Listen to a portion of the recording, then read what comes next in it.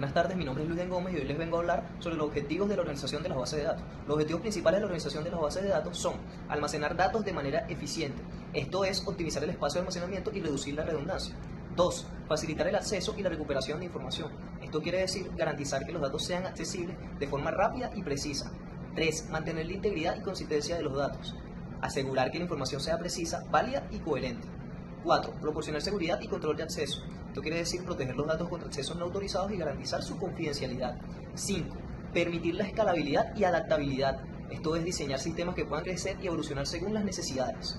6. Optimizar el rendimiento. Esto es mejorar la velocidad de consultas y operaciones para una gestión eficiente. 7. Facilitar el mantenimiento y la actualización. Esto quiere decir simplificar la administración y modificación de la estructura de las bases de datos. 8. Garantizar la disponibilidad y confiabilidad, minimizando tiempos de inactividad y asegurando el acceso continuo a los datos. Estos objetivos buscan mejorar la gestión de la información, apoyando la toma de decisiones y la operatividad de las organizaciones.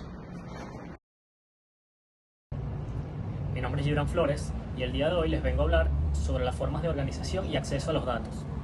Un sistema de manejador de datos, DBMS, es un software que implementa los principios del modelo ANSI, actuando como interfaz entre usuarios, aplicaciones y los datos almacenados.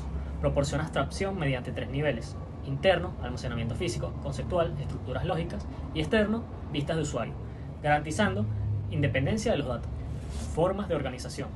Los modelos predominantes son el racional, basado en tablas normalizadas y álgebra relacional, el jerárquico, árboles CODAS, el de red y los no SQL, documentos.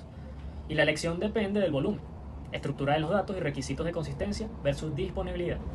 Métodos de acceso a los datos. El acceso se realiza principalmente mediante SQL estandarizado para consultas declarativas, interfaces programáticas, motores de búsqueda integrados, entre otros. Los DBMS optimizan las consultas mediante planificadores basados en costos e índices. Ventajas clave.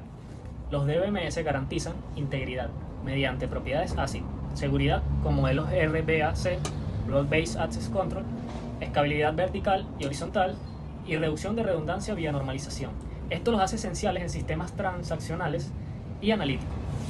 A manera de concluir, los DBMS son la base para la gestión moderna de datos. Su dominio es fundamental en ingeniería de software, ciencia de datos y administración de sistemas empresariales, evolucionando constantemente para nuevos desafíos tecnológicos.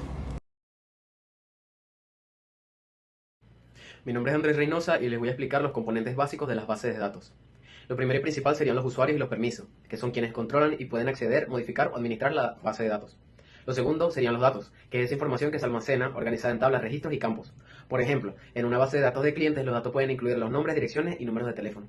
Las tablas son un conjunto de datos organizados en filas, registros y columnas, campos. Cada tabla representa una entidad específica, como productos o empleados. Lo otro serían las relaciones. En base de datos relacionales, las tablas están conectadas mediante claves primarias y claves externas, lo que permite vincular la información entre las tablas.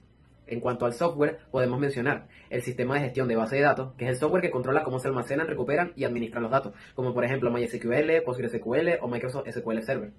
Los esquemas definen la estructura y organización de los datos dentro de la base de datos, incluyendo la relación entre tablas. En cuanto al hardware, en la base de datos se refiere a los componentes físicos que soportan el almacenamiento, procesamiento y acceso a los datos. Estos son principalmente los servidores, que son máquinas diseñadas para alojar y gestionar las bases de datos, ya sean locales o en la nube. Los discos duros y almacenamiento SSD, que se utilizan para almacenar los datos físicamente. Los SSD suelen ser más rápidos que los discos tradicionales. Los procesadores, que son los que manejan las operaciones computacionales necesarias para ejecutar las consultas y la gestión de los datos. La memoria RAM, que se usa para almacenar los datos temporales y acelerar las operaciones de lectura y escritura. Y el sistema de respaldo del backup, que es el hardware específico, como unidades de cinta o sistemas externos, que se utiliza para guardar copias de seguridad de la base de los datos.